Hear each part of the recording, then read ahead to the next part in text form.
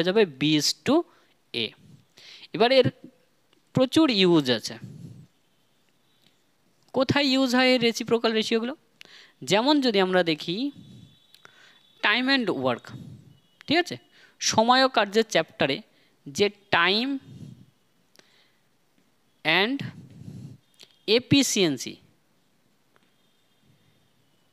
Efficiency এরা পরস্পর রেসিপ্রোকালে থাকে, ঠিক আছে। তার মানে টাইম অ্যান্ড ওয়ার্কের মানে অ্যাপ্লিকেশন আছে। আর কোথায় আছে?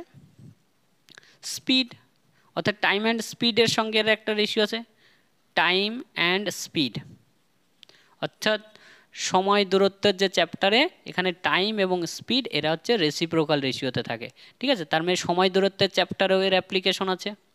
এছাড়া আমরা যদি দেখি ব্যবহার এবং দাম, অর্থাৎ কোনো একটা জিনিসের মূল্য বাড়ছে সেই রেসপেক্ট আমরা ব্যবহার কমিয়ে দিই, তাহলে ব্যবহার অর্থাৎ আমরা দাম বা মূল্যের সঙ্গে